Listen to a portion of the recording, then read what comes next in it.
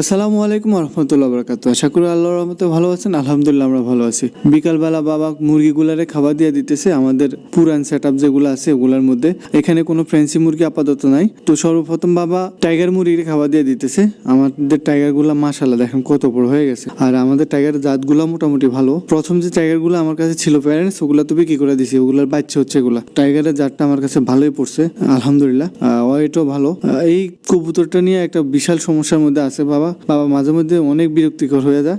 আসলে কি কম মানে বুলবুলি এমন জ্বালায় বলার বাইরে। এখান দিয়ে আমাদের যে ব্রাহ্মাগুলো আছে এগুলো হচ্ছে আমেরিকান ব্রাহ্মার আগে তো খুব ভালো একটা ডিমান্ড ছিল বাজারে, মোটামুটি ভালো সেল হইতো, কিন্তু বর্তমানে তেমন ভালো কোনো সেল নাই। কিন্তু এগুলো আমরা নিজেদের খাবারের জন্য রাখছি। মেহমান আসলে এগুলা খাওয়াইলে মেহমানরা খুশি হয়, ঘরের ব্রাহ্মা মুরগি জমা করে খাওয়াইতেছে, ওই হিসেবে আর কি এগুলা লালন পালন করা। আর এখান দিয়ে আমার যে ব্রাহ্মাগুলো এখন দেখতেছেন এগুলারে আমরা একজন থেকে আনছিলাম, অরিজিনাল ব্রাহ্মা বলে দিছে, ভালো একটা কোয়ালিটি। আর এদের প্যারেন্টস দেখাচ্ছে অনেক বড়, কিন্তু আনার পরে বুঝতে পারছি আসলে আমার লাউ 2 নম্বরই করা হয়েছে। যাক, আমার সে ঠগাই তো আর বড় লোক হয়ে যাবো না, সে ঠিক মতো জায়গা মতো ধরা খাইবো। এখান দিয়ে আমার যে ফাইটার গুলো আছে ফাইটার গুলারও বাবা খাবার দিয়ে দিতেছে। আর ফাইটার গুলা মাশাআল্লাহ অনেক বড় হয়ে গেছে, দেখতে ভালো লাগতেছে। বাকি খাবার গুলা নিয়ে নতুন সেটআপে চলে যাইতেছে। এখান দিয়ে আমাদের যে সোনালী মুরগিগুলো আছে ওগুলার খাবার দিয়ে দিতেছে। আমি আগে বলছি আমরা আপাতত এখানে কোনো শৌখিন মুরগি রাখি নাই দোতলার মধ্যে, সবগুলাই দেশি মুরগি, সোনালী, টাইগার এগুলা মিক্স করা। ওই যে শীতের সময় নামানো হয়েছে আর উঠানো হয় নাই।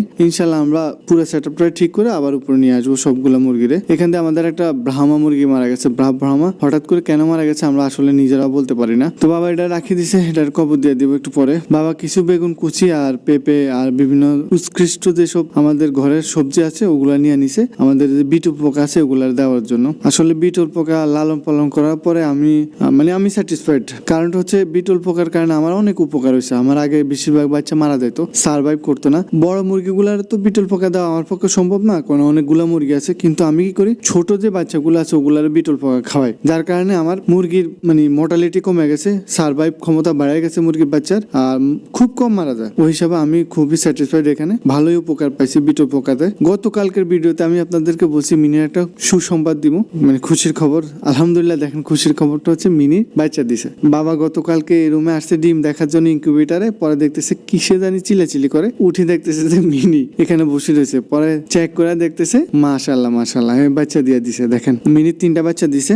দুর্ভাগ্যবশত একটা বাচ্চা মারা গেছে, কিভাবে মারা গেছে আমরা বলতে পারি না, কিন্তু বাকি যে 2টা বাচ্চা আছে দেখেন মাশাআল্লাহ এখন সুস্থ সবল আছে। তো আমরা চেষ্টা করব মিনির খাবার দাবারে কিছু চেঞ্জ করতে, আর একটু ভালো খাবার দাবার দেওয়ার জন্য, ঠিক মতো বাচ্চাগুলার দুধ পায়। তো বাবা হাত দিয়ে দেখতেছে, আর মাশাআল্লাহ দেখতে অনেক কিউট বাচ্চাগুলা। তো আমরা চেষ্টা করবো ওই বাচ্চাগুলা যাতে ঠিকঠাক মতো বাঁচি থাকে। বাড়ির সবগুলা চলে আসছে মিনির বাচ্চা দেখার জন্য, কেন আজকে 2 বছর পর্যন্ত সবাই বলতেছে যে মিনি প্রেগনেন্ট বাচ্চা দিব, কিন্তু 2 বছর শেষ, মিনির কোনো খবর নেই। কিন্তু অবশেষে মিনি আমাদের রেজাল্টটা দিয়ে দিছে। তো বাবা মিনির বাচ্চাগুলো আগে জায়গায় রাখি দিতেছে, মিনি ডিস্টার্ব করতেছে না। আর বাকি যে বাচ্চাটা মারা গেছে ওটা নিয়ে বাবা চলে যেতেছে আমাদের রাস্তার পাশে এটার কবর দিয়ে দেওয়ার জন্য। আপনার আশেপাশে যে কোনো জিনিস মারা গেলে মাটিতে পুঁতি রাখার ব্যবস্থা করবেন, এদিক সেদিক ফালাইবেন না, কারণ পরিবেশের ক্ষতি হইব। আর বিশেষ করে এটা যখন পচার পরে প্রচুর দুর্গন্ধ বাইরে। তো আপনারা চেষ্টা করবেন পরিবেশের ভারসাম্য রক্ষা করার জন্য, সবসময় আশেপাশের পোষা প্রাণীগুলারে মারা যাওয়ার পর মাটির মধ্যে পুঁতি রাখার জন্য।